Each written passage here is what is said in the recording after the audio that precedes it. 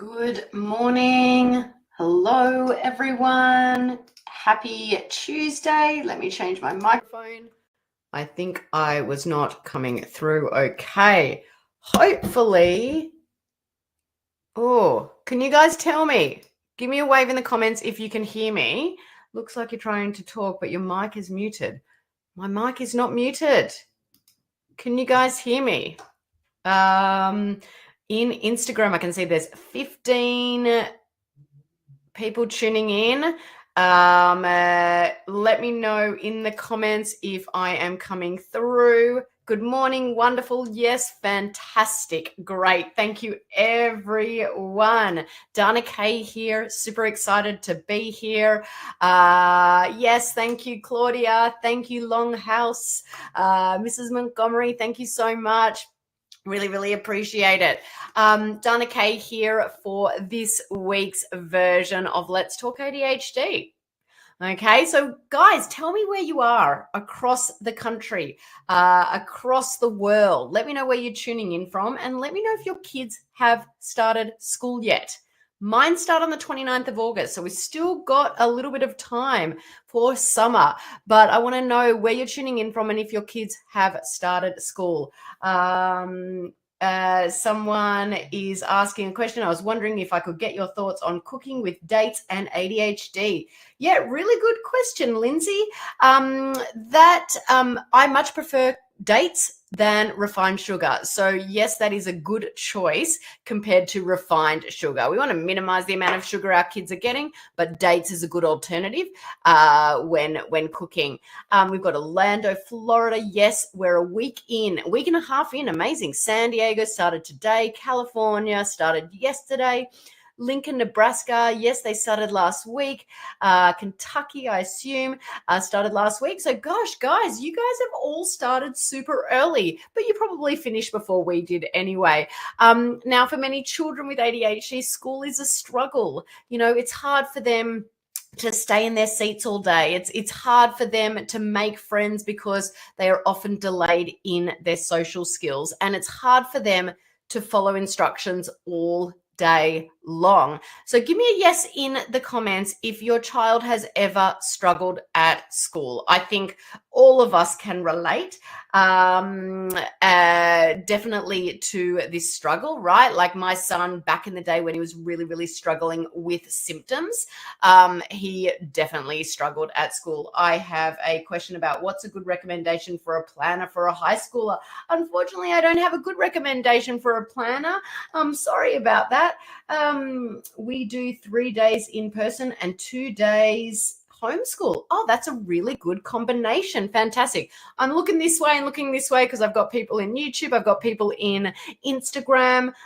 Yes, some people are saying, yes, my son struggles. Yes, but not socially inattentive ADHD. Yes, there's obviously all the different. Oh, I'm sorry, Miss Montgomery, got a no from the teacher yesterday. I am sorry. Look, you know, the typical school setting is just not ideal for kids with ADHD. You know, it's plain and simple. My son has ADHD, as some of you have tuned in before know, and for years, school was a problem. I dreaded August and September because with it came those new back to school fears. You know, would his teacher be understanding of his special needs? Would he make friends? Would he be in trouble all the time? Would I get those dreaded calls from school because of his bad behavior? I still have PTSD from when I used to get them. I haven't had one for years, but even when the phone rings now, I'm like, oh my gosh. You know, many parents of kids with ADHD can relate to all of these worries. That's why I wanted to jump in here today to share some of my best tips and tricks for back to school with ADHD. The time is perfect for it. So you guys are tuning into the right place. Before I do that, I just want to introduce myself to any of you that don't know me. My name is Dana Kay. I'm a board certified health and nutrition practitioner. I work with families all across the USA and soon to be UK and hopefully Australia. I'm originally from Australia, but I've lived here for almost 10 years now. But I help those families to naturally support their children with ADHD. My son doesn't struggle at school anymore. He is going into high school. On the 29th of August, he starts grade 9 in high school. Super excited. He's doing amazing. But so many of the families that I've worked with, I've now worked with over 1,300 other families. They are not having those struggles either. This one particular family, Deborah was a mum of multiple children with ADHD and other similar disorders, 3 boys she had. And before working with me, 2 of her sons had 36 school suspensions in 1 year. 1 year prior to working with me.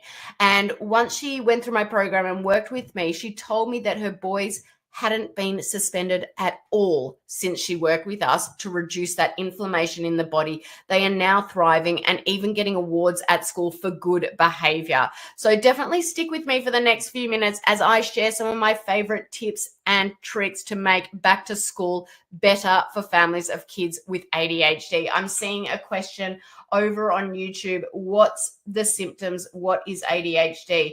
ADHD is attention deficit hyperactivity disorder, and there are many symptoms that come with that. We've got hyperactivity, we've got inattention or the inability to focus, we have got the inability to sit still, we've got emotional dysregulation, we've got impulsivity. They're just to name a few. And so if your child or you are struggling with any of those, this maybe not you because you won't be going back to school, but if your child is, definitely stick around because I'm going to give you some of those things to set them up for success in this school year. The first thing is to talk to the teacher, talk to the school counselor, or any other staff necessary at the beginning of the school year. Now, for some of you, you may know there are accommodations that can be put into place.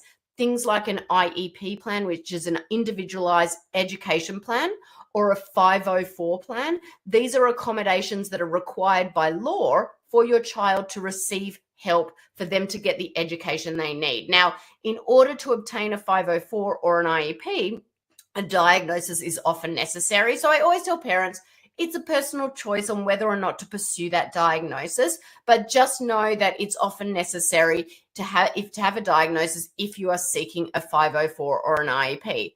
But the good thing is many teachers are willing to work with parents even if there isn't an official 504 or an IEP plan. So don't be afraid to talk with them. Let them know what your child needs and work with them to create a plan that will help set them up to succeed.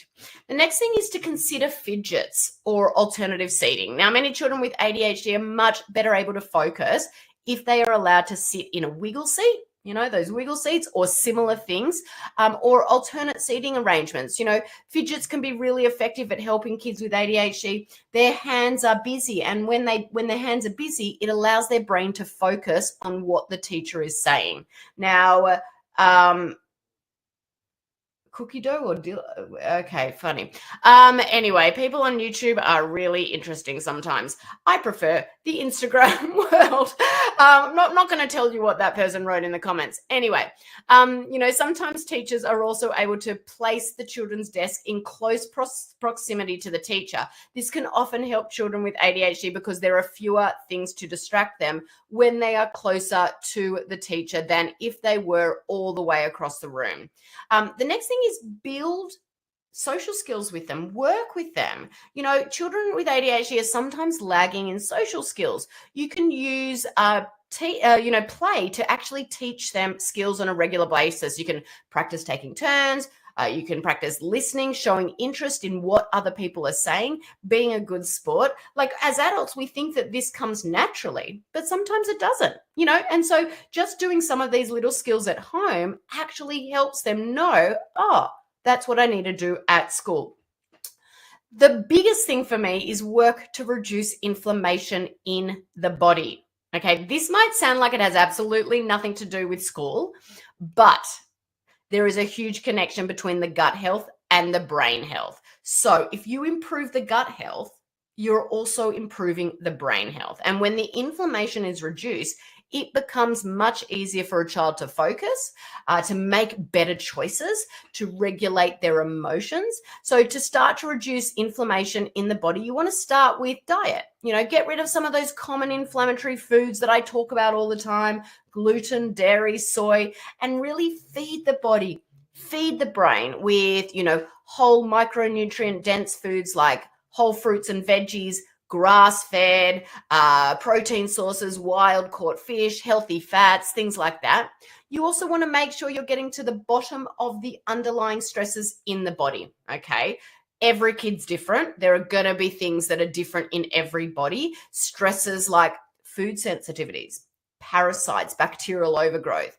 I know that sounds gross, but vitamin and mineral deficiencies. And you want to determine these stresses through functional lab testing. And someone's saying I have inflammation in my body and ADHD. Yes, so inflammation exacerbates those symptoms. We want to determine what is causing that in your child's body, and we do that with functional lab testing. And then we target that through diet changes, lifestyle changes, and supplementation.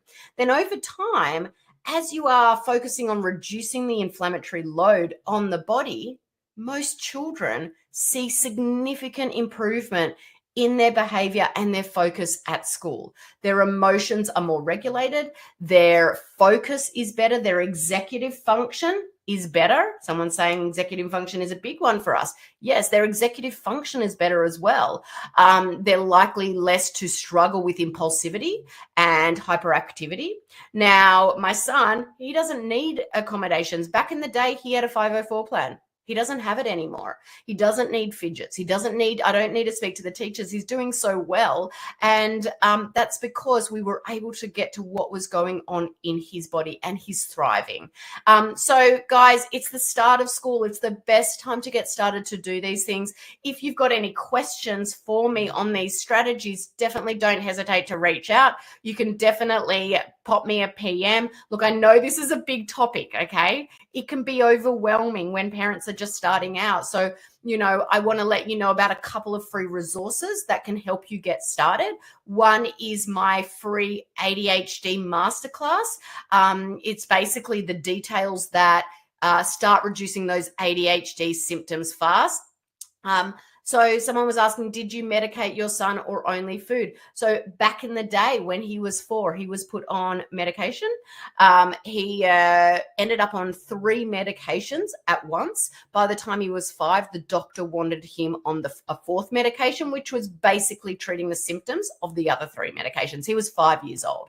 Now he is going into grade 9. He is almost 15, and he has been not on medication for years. We were able to reduce the ADHD symptoms so much so that he was able to thrive. So we were able to do it with food. We were able to do it with reducing inflammation in his bodies, supplements, and things like that. Every kid is different. Look, anxiety is also a product of the gut. 95% of serotonin is made in the gut. 50% of dopamine is made in the gut. And so if your gut's broken down, your body's not able to produce those neurotransmitters. Serotonin is particularly indicated with anxiety. And so if your body's not able to produce it, then of course you're going to feel anxious. And if your gut's broken down, it is going to affect that gut-brain connection as well, which is going to affect executive function. So hopefully that helps a little bit. But as I said, this topic can be very overwhelming. That's why I do offer my free masterclass. You guys can check out my free masterclass link in my bio if you are on Instagram. I'm also going to come back onto YouTube and pop that link into the description below. So if you're watching the replay, you will see that. But also we offer a free ADHD breakthrough call. I think that you can check that in my link in my bio. But if you watch my masterclass, it'll give you the option to book that free call as well if you need support. But if you've got any other questions, just pop me a PM. I'd be more than happy to help. Got another question here. I've tried all supplements, can't control her diet at her dad's house, tried counseling and supplements. I feel only thing left is to try meds. Look, you've got to do what you've got to do to help your child thrive. It can be really difficult when you've got a parent in another house who doesn't buy into feeding the body. Really, our diet is our foundation of everything. It's like when you're building a house, if you don't have a solid foundation, your house is not going to be very strong. It's going to fall down. The body is the same. If you don't have that solid foundation of diet, you can't thrive. Supplements are not going to help because your body is in a state of inflammation. Your body is being pounded with inflammatory foods and toxins. And so all the supplements you try in the world, they're just going to end up in the toilet, unfortunately, that expensive poop. So you really need to do a combination of things to help your child thrive. Oh, I'm sorry. It can be so tough when they don't even acknowledge that. When her symptoms are so severe, it's so hard. I'm sorry that you're going through this. Look, the best that you can do is help her when she's at your house. Just really help her understand how food really helps the body thrive. And but it can be difficult when you've got a partner, not a partner, another parent in another house that doesn't buy in. I'm really, really sorry about that. But definitely check out my free masterclass. Hope you guys have a really great start to school.